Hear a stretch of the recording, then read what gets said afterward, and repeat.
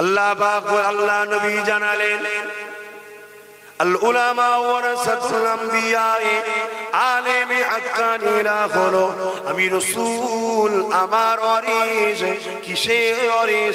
ইলমের ওয়ারিস। আমি রাসূল যে সুন্নাতগুলো রেখে গেছে, আমি যে দ্বীন রেখে গেছি, এই দ্বীনের উত্তরাধিকারী ওয়ারিস হলো আলেমরা। এই যুবকেরা তাই কিয়ামতের দিনেতে যেদিন মাথা রাখবে দেখতে লাভ এক হাত উপরে আল্লাহ পাক সূর্যকে নামিয়ে দেবে, ওই আল্লাহ পাক আওয়াজ দেবে, হে আমার আলেম বান্দারা, তোমরা সমস্ত মানুষের থেকে আলাদা হয়ে দাঁড়াও। সবার সঙ্গে তোমরা একসাথে থাকবে না, তোমরা আলাদা হয়ে দাঁড়াও। হে আমার আব্বা জানেরা, মায়েরা, বোনেরা, ভুল আমাকে বুঝবেন না। আলেমের মর্যাদা কত শুনুন। এ যুবকেরা, তরুণেরা, বাপেরা, আমার আল্লাহ পাক সময় বলবে আলাদা হয়ে দাঁড়ান। আলেমরা আলাদা হয়ে যাবে। আলাদা হয়ে যাবার পরে আল্লাহ দ্বিতীয়বার বলবে, হে আমার আলেম বান্দারা, আমি তোমাদেরকে আলেম বানিয়েছিলাম জাহান্নামে পাঠাবার জন্য নয়, বা তোমাদের বিচার নিবার জন্য নয়। আমি তোমাদেরকে ভালোবেসেছি বলি তো আলেম বানিয়েছিলাম। যাও আজকের দিনে আমি আল্লাহ তোমাদেরকে বেহিসাব জান্নাতি বানিয়ে দিলাম।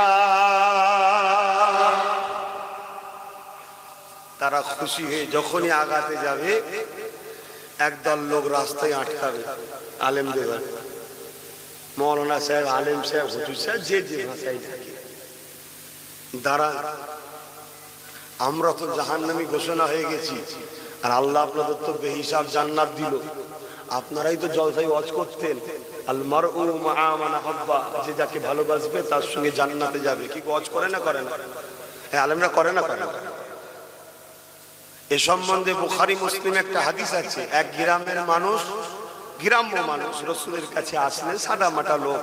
গ্রাম্য বুঝাতে চাইলাম কেন? সাদা মাটা, নরমাল। শহরের থেকে গ্রামের লোকের একটু সাদা মাটা, অত মনে প্যাঁচ কাজলি চলে না, ঠিক না বেটি? শহরের মানুষরা অনেক চালাক চতুর হয় গ্রামের মানুষের থেকে।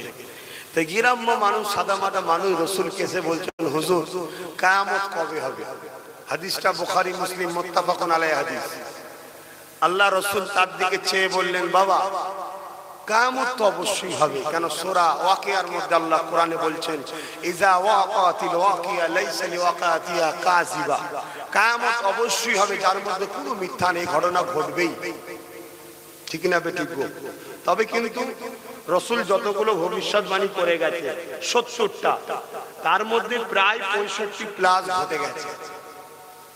তার মানে কিয়ামত একেবারে নিকটে।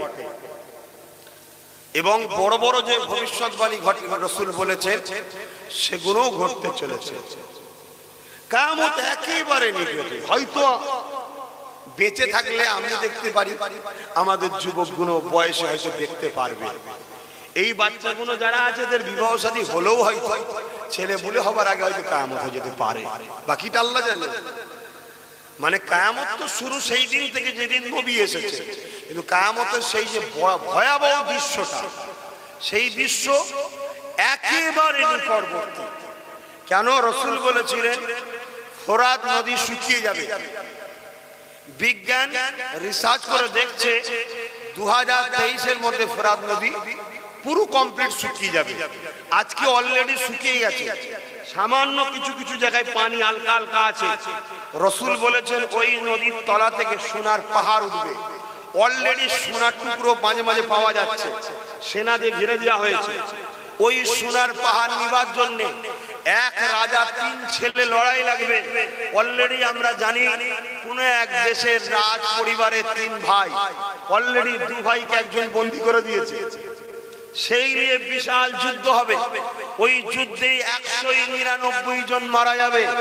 যে একজন করে বেঁচে থাকবে, যেখানে বেঁচে থাকবে সে ভাববে পৃথিবীতে হয়তো আমি একাই বেঁচে আছি, আর কেউ নেই। কারণ 200-500 কিলোমিটারের মধ্যে আর কেউ থাকবে না, সব মালিক শেষ। যে এক জায়গার জন্য আজকে ভাইকে খুন করছে মানুষ, তখন 200-500 কিলোমিটারের মধ্যে কেউ নেই, সে একাই মালিক। লোক তো সব মরে গেছে। আল্লাহ নবী এমনও বলেছে এই দুনিয়ায় বিশাল একটা মালহামা আসবে, ভাইরাস আসবে, অনেক উলামারা বড় বড় যারা ইসলামের স্কলার আছে, আমাদের ছোটখাটো মানুষ, তেনারা ভাবছে হয়তো এই করোনা মহামারীটা সেই একটা হয়তো নমুনা হতে পারে। তারপরেই রাসূল বলছে একটা বিশাল যুদ্ধ শুরু হবে, সেই যুদ্ধে তো 9 জনে 7 জন মারা যাবে। পৃথিবীতে 9 কোটি লোক আছে, 700 কোটি লোক মারা যাবে, বাকি থাকবে 200 কোটি। কথা বুঝে আসছে? এই ফিতনার সময়তে, এই যুদ্ধের পর পৃথিবীতে হাহাকার দেখা দেবে, মানুষ অভাব হয়ে যাবে।